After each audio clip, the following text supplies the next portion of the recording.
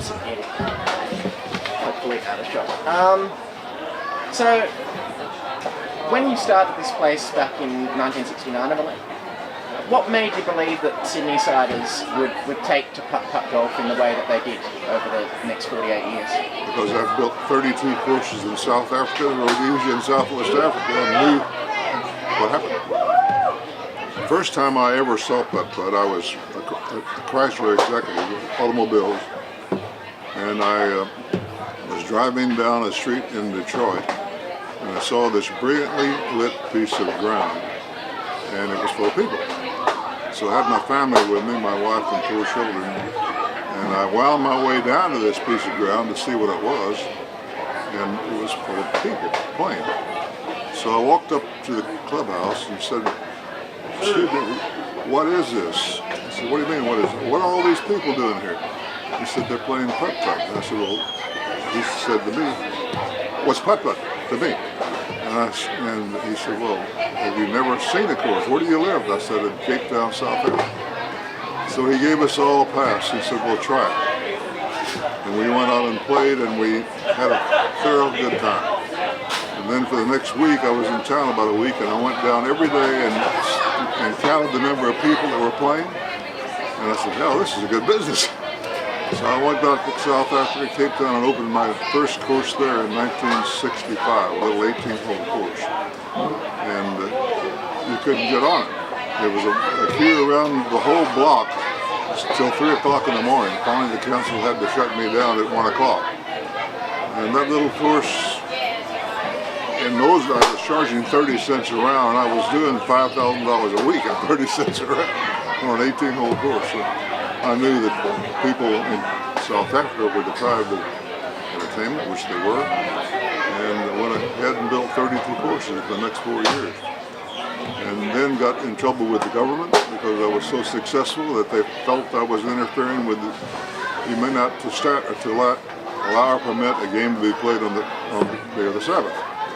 But every golf course operated, and I didn't open till noon, so I didn't think I was interfering with the Sabbath. But nevertheless, they took me to court and closed me on Sundays at a lot of my locations. And that's the best thing that ever happened to me because that got me back to Australia. I came out here in 1960 initially with Chrysler Corporation. Are you old enough to know what a Valiant is? I've heard of a Valiant, okay. And I've seen them occasionally in vintage. Well, I'm the guy that brought the right-hand drive Valiant to Australia in 1960. I was the engineer on the job. So I knew people here, and then I decided to expand from South Africa to here. Right, hang on, I might just relocate myself, just because I think the angle is slightly severe, so I'm going to sit here so that it's more sort of front on towards the camera. Yep. Yeah, so you brought the right-handed Chrysler Valiant here in the 60s. I did the right-hand drive work on the left-hand drive Valiant. So that resulted in the T-Series, which was a 1963 Australian-made Valiant. But that's what brought me to Australia. Right. So are there, in the 48 years that this place has been running, are there any moments that stand out for you or that you're particularly proud of in the history of... No, I don't think I could put my finger on any one. It's just all been great. Never look backwards. I could put my finger on so many people that have enjoyed it and written to me about it, told me how much they've enjoyed it. And little kids have come up when I've been here before and talked to me about it. So yeah, it's the family atmosphere that I think probably I enjoy the most. So, I mean, what's next for the business? Do you ever hold out any hope of, even though this is going to close down after today, any hope in the future of finding any more new sites in Sydney or re-establishing at a later date? I'm too old now. I just couldn't do it. If I had somebody to find a site and bring it to me and say, this is a piece of land, and I said, that's a good location, I would design it for them. I still could do that. But I can't physically build another course, nor do I want to. I don't have long left, and I don't want to be tied down to something like that. But yes, if somebody found the right site and came along, I would do the basic design, then turn it over to an architect. And it's a shame to lose it. You know, it really is a shame. So, I mean, I'd imagine that there would be like a very fairly complex mix of emotions that are going through you at the moment. What would you say is the prevailing emotion that you feel right now at this moment? Just one of sadness. I'm not going to get emotional, but I'm certainly sad to see it go. I can remember the opening night in December. I think it was the 18th of December, 1969. The place was packed with celebrities. I had a very influential board when I started, and they had a lot of friends. People like Mike Gibson and Diana Fisher, names you probably don't recognize. They were all here. All had their first round of putt-putt.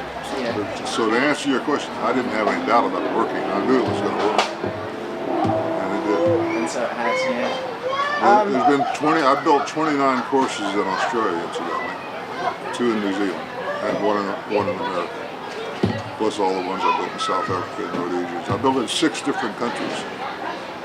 And how many of those are currently operational? Wouldn't have any idea.